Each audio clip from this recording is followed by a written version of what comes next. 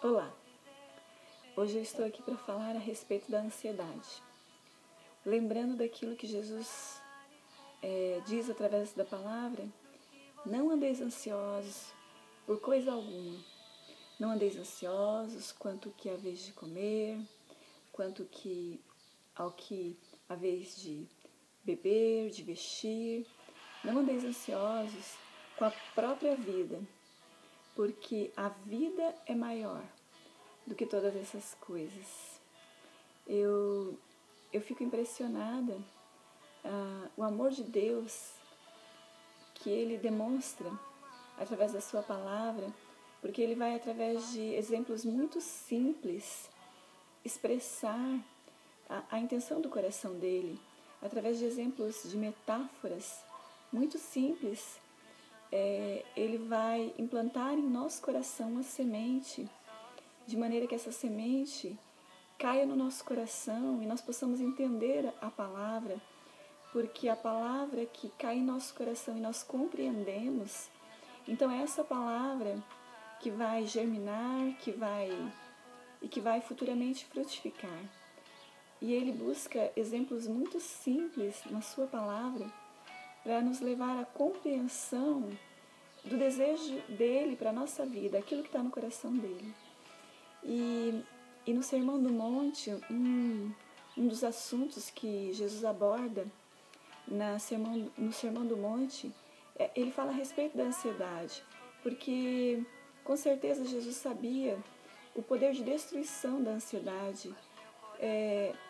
Uma ansiedade não tratada, ela pode levar uma pessoa a adoecer. E Jesus vem dizendo: não andeis ansiosos. E ele toma como exemplo os pássaros que não semeiam, que não colhem, não ajuntam em celeiro. E mesmo assim, eles continuam na natureza, cantando, existindo e subsistindo. Por quê? Porque, não por esforço próprio, mas porque o nosso Pai Celestial sustenta os pássaros. E ele fala também dos lírios. E eu fui ali no jardim e colhi esse lírio, e eu estava observando a beleza do lírio, a textura, a cor, e eu comecei a observar cada detalhe do lírio. E Deus também disse que Jesus diz através dessa mensagem, que nós podemos aprender com o lírio. Olhar para os lírios do campo e contemple a beleza do lírio, e lembre-se que nem Salomão, no auge da sua glória, da sua riqueza, se vestiu de uma forma tão gloriosa. E Jesus disse que se Deus veste assim a erva do campo, que em um dia está ali na natureza para enfeitar, para perfumar a natureza, e no outro dia ela está como uma palha. E isso é uma realidade. Eu tenho aqui no meu jardim lírios, e é verdade mesmo. Em um dia o lírio está lá enfeitando e perfumando, e é incrível a beleza do lírio, é incrível o perfume que ele libera, principalmente à noite, quando nós saímos da porta para fora, e o cheiro do lírio, ele preenche todo aquele ambiente, ele preenche o jardim. E Jesus disse que nós temos que olhar para o lírio, porque o lírio, o que o lírio fez? Qual foi o esforço próprio do lírio para cumprir o papel para o qual ele foi chamado, para o qual ele foi criado? Porque o lírio nasceu para quê? O lírio nasceu para enfeitar, para perfumar. E você pode todas as manhãs olhar o lírio, e o lírio nunca vai estar estressado com a sua missão de enfeitar e de perfumar, porque Deus deu para ele a capacidade de cumprir o papel dele na natureza. E quando nós entendemos essa mensagem, nós podemos também aquietar o nosso coração e saber que, para cumprir o nosso papel, o nosso chamado na sociedade, no meio da família, no seio da igreja, para cumprir o papel para o qual nós fomos chamados, quer seja no meio da igreja ou no meio social. Nós não precisamos andar estressados, ansiosos, porque há em nós a capacidade depositada por Deus, colocada por Deus para cumprir o papel para o qual nós fomos chamados.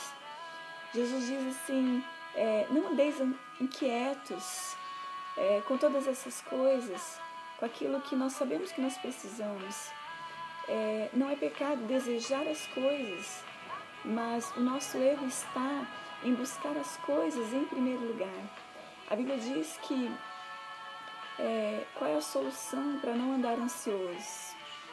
Nós temos 2 princípios firmados nessa palavra, porque Jesus estava falando para os seus discípulos e nesse momento em que Jesus está falando, os seus discípulos e toda a nação de Israel atravessava um período muito difícil, porque não deixava de ser um período de cativeiro. Mesmo que eles vivessem na sua nação, eles não eram uma nação livre, eles não eram livres, eles viviam debaixo do império, do governo, do domínio dos romanos. Então, Jesus vem em um período de adversidade, onde eles eram cativos em céu aberto, e Jesus, ele sabia que esse tipo de ansiedade fazia parte da vida, e era natural que eles se sentissem preocupados, era natural. Mas Jesus vem para trazer uma palavra e levar os seus discípulos de um nível natural para viver um nível sobrenatural. A Bíblia diz que Abacuque, quando ele viveu um período assim de grande ansiedade, Deus trouxe uma palavra ao seu coração, e Abacuque diz assim que ainda que a figueira não floresça, a vide não deu seu fruto, o fruto da oliveira minta, ainda que todo o rebanho seja arrebatado do aprisco, ou seja, ainda que toda o poder de aquisição, o poder de comprar, o poder econômico seja arrancado, seja tirado. Abacuque diz assim que ainda assim, no meu Deus eu me alegrarei. Por quê? Porque Deus me dá pés como os da corça e me faz andar altaneiramente. O que é andar altaneiramente? Andar altaneiramente é andar acima das circunstâncias, é andar acima daquilo que os olhos podem ver, é andar de uma forma sobrenatural. E é essa ideia que Jesus quer implantar no coração dos seus discípulos, de não andar de forma natural, porque quando Jesus diz não andeis inquietos por coisa alguma, ele diz assim, porque os gentios é que são assim. Quem são os gentios? Os gentios são pessoas que eram pessoas que não acreditavam em Deus. E o que Jesus está dizendo? Que entre as pessoas que não acreditam em Deus e os seus discípulos, que são aqueles que acreditavam em Deus, há uma diferença, porque nós podemos viver de forma sobrenatural, nós podemos viver de uma forma totalmente diferenciada, nós podemos receber de Deus esses pés de corças que nos faz andar acima da circunstância. De 2 maneiras, através desse texto que está em Mateus, no capítulo 6, e que faz parte do Sermão do Monte, ele nos instrui que nós devemos buscar em primeiro lugar o reino de Deus e a sua justiça, e todas as coisas nos serão acrescentadas. Quando nós buscamos em primeiro lugar o reino de Deus e a justiça dele, então nós não precisamos correr atrás das coisas ou nos preocupar com as coisas, porque prontamente as coisas nos serão acrescentadas. De que maneira eu busco o reino de Deus? Sabendo o que é o reino de Deus.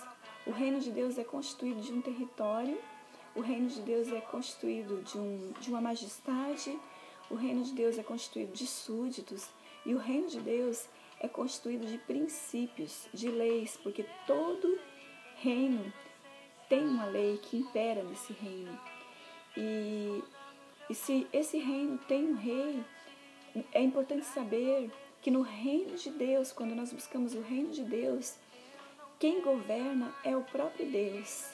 E esse reino não é algo que nós podemos buscar aqui fora, buscar nas coisas, buscar fora, mas é algo que nós temos que buscar dentro de nós. Porque Jesus disse para os fariseus, o reino de Deus está dentro de vós. O reino de Deus foi implantado no coração de todo ser humano. E quando nós colocamos Deus assentado no nosso coração, no lugar mais alto, quando nós entronizamos Deus no lugar mais alto da nossa vida, então já não é mais a preocupação que ocupa o lugar mais alto, já não são mais as coisas que ocupam os lugares altos do nosso coração, mas o próprio Deus, quando nós damos liberdade para Ele, assentar no lugar mais alto do nosso coração e começar a governar a nossa vida.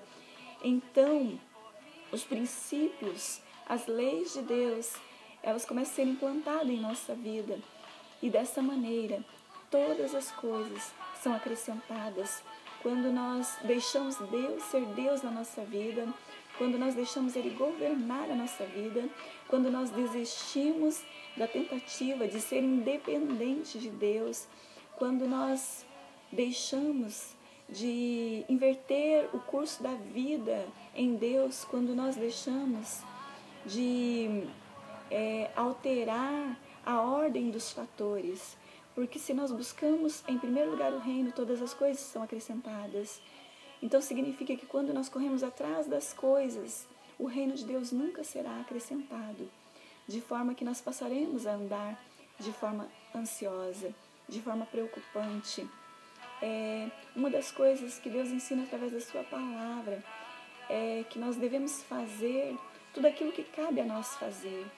Não é simplesmente sentar debaixo da árvore, do fruto segundo o qual nós queremos colher e esperar que esse fruto caia na nossa cabeça. Porque é possível que se nós ficarmos esperando as coisas acontecer, o fruto apodreça. Deus nos estimula a fazer a nossa parte, a não ficar esperando. Mas o que nos causa ansiedade não é fazer aquilo que cabe a nós fazer. Na maioria das vezes, o que causa ansiedade é aquilo que nós desejamos fazer e nos sentimos incapazes e nos sentimos diante do impossível. Então, hoje, nós devemos lembrar que cabe a nós fazer aquilo que é possível. Faça o que é possível. Um dia Deus vem para Josué e diz, Josué, levanta-te desse luto, esforça-te, faz aquilo que cabe a você e eu te ajudarei. Aonde você colocar a planta dos teus pés, essa terra eu te darei. É por produtividade, aonde eu caminhar, aonde eu colocar a planta dos meus pés, esse território Deus me dará.